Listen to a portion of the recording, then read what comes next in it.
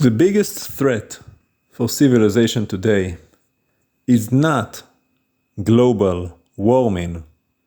It is global stupidity. Not global warming, global stupidity. In particular, the stupidity of the liberals.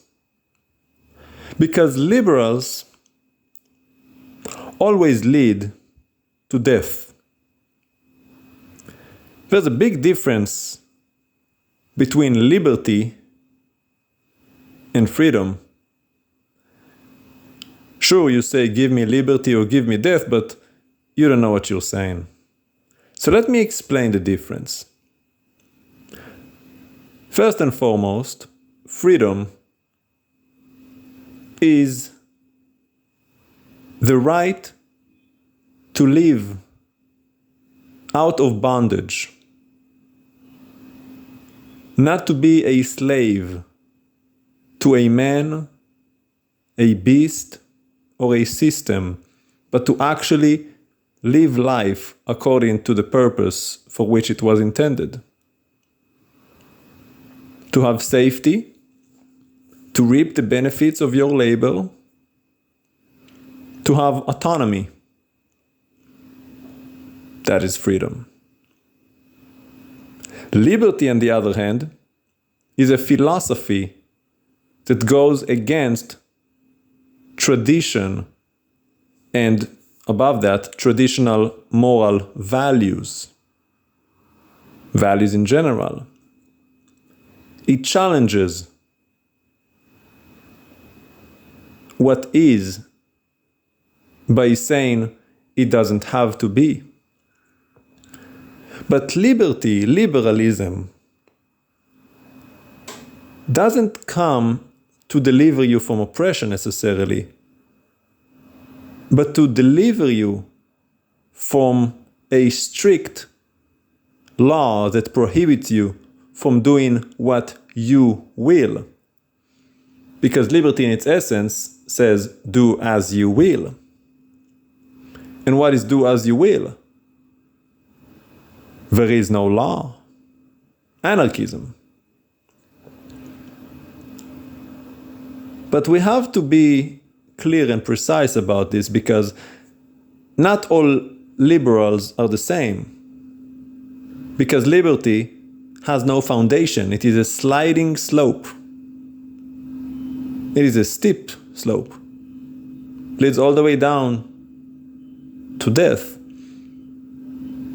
But it's not rooted in anything, which is why you can look at the liberals in the 1960s and see that based on what we know today, they would be considered conservative had they been alive today.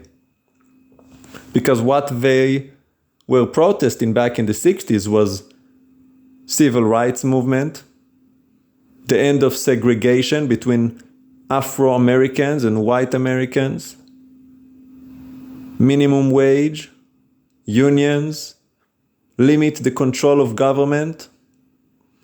And sure, they had some sexual liberation movements, all the hippies, and they were protesting such traditions as no sex before marriage and divorce.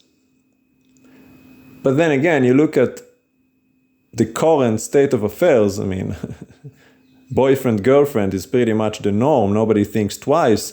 And divorce, well, the odds are against you. Divorce rate in America and in Israel, over 70% for the first marriage, and over 80 or 90% for second or third. So what's divorce and sex outside of marriage? That's just old-fashioned sin. That is conservative sin. No. In the 90s and 2000s, that's when we really began this whole homosexual movement now.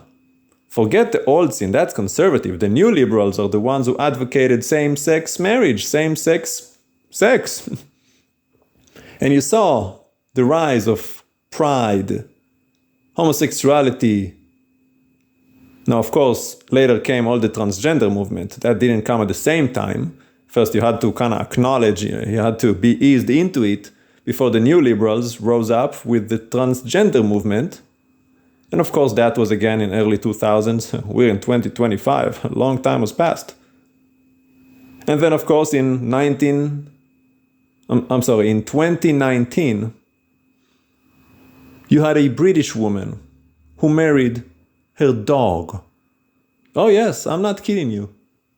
Go on Google, type it out. Woman marrying dog. There's more than one, by the way. She was just one of the first. Now it's like common practice. I did a search, I found a whole bunch of them. Women marrying their dogs. Now don't ask me what they do in their bedroom. I have no idea how they consummated that marriage, and I do not wish to know. But after all, what's the difference? A man sleeping with a man, is that any better? Both are an abomination according to the word of the Creator. A man must not lie with a man as with a woman. That is an abomination. And it goes the same thing for an animal. A woman must not sleep with an animal, nor a man. Both of them must be put to death. What's the difference? Well, but that's conservative. We've already accepted that. So let me ask you, who decides? Who makes the law? Who makes the rules? The liberals say, society chooses. Society decides. The majority rule. Well, and that's the problem. Well, if society decides, well, which society? Whose society? Yesterday's society? Today's society? Like I said, yesterday's liberals are today's conservatives. They weren't liberal enough. Today you take it to the next step. Is that why you murder all of your unborn babies, 60 million aborted babies in the US? Society decides that murder is not murder and it's fine? Well, society chooses. There's no absolute morality, no absolute authority, because you deny the existence of the Creator, because you're liberals. And it always leads to death. Because what's next? You have a majority of pedophiles? Well, you already indoctrinate your children that there's no such thing as a man and a woman. You can choose whatever you want to be. You have same-sex parents, so they tell the education system, well, we really are offended that the forms say father and mother. It really should be parent 1 and parent 2, because, some of us are the same sex. I'm a father and he's a father. Our son Jimmy has 2 fathers, and we really care for his emotions. We don't want him being offended. So you change the curriculum in the school system to now confuse children even more. As if they're not confused enough. They grow up in this place, Jewish kids in particular, we're Jewish, we celebrate Pesach with the Passover, faith in God, and you see their parents, they don't practice, they don't believe. The child is like, wait, are we Jewish? Every child is born with a faith in God because they come from God. They know there is a God, but then the parents show up and confuse them by living such a godless life as if there is no God. And the child is like, and now you confuse him even more. I know you were born with a penis, but you can decide. You don't have to be a man, you can be a dolphin. So back to the point I was starting to make. So what do you do if you have a majority of pedophiles? You start teaching your children that if a grown man likes a child, it is fine if he touches the child in his private area. He touched his special area. And it is fine for a child to love an adult. It is a beautiful thing. Is that what you're going to teach your children?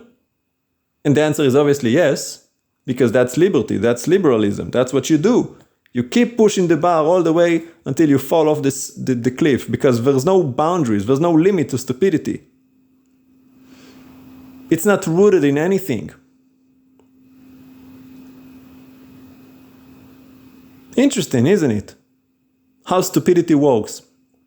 And yet, for one reason or another, you dare condemn other societies that do other things that don't agree with you.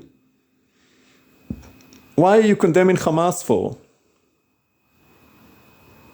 If society decides and majority rules, well, didn't Hamas decide that they need to teach their children that the Jew is a scum, and the more Jews you kill, the better off you are, and the more rewarded you are going to be in heaven? Why is your doctrine any better than theirs? If they say kill the Jew and society decide this is what good and just and right, well, then so be it.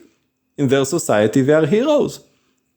Not to mention, in their eyes, in their view, your society is the wicked one. You are the infidels and the sodomites with your homosexuality and sexual immorality, and the Muslims don't put up with it. So they say you are the wicked ones, you're the evil ones, and you have to be destroyed.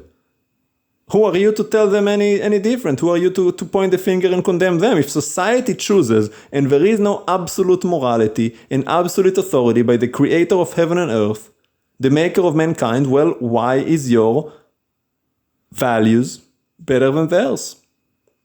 But forget Hamas, let's talk about the Nazis. Same thing. Majority rule. Democracy.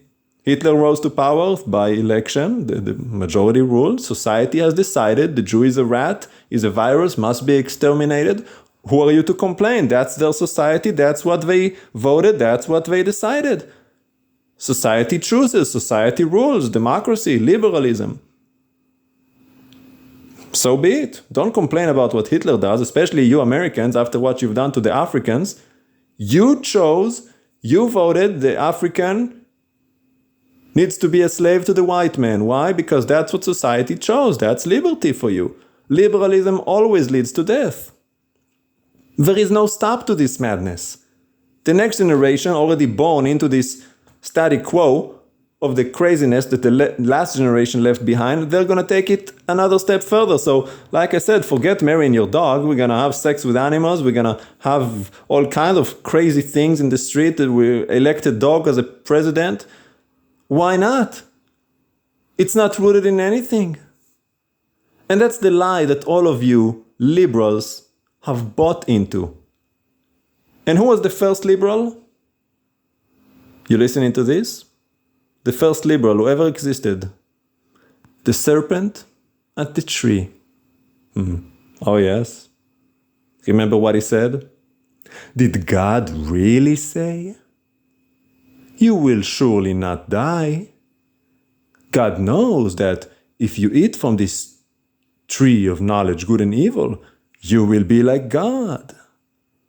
There you go. Liberty, liberalism. First off, challenge the authority. Did God say? Is there a supreme authority? Is there an absolute morality?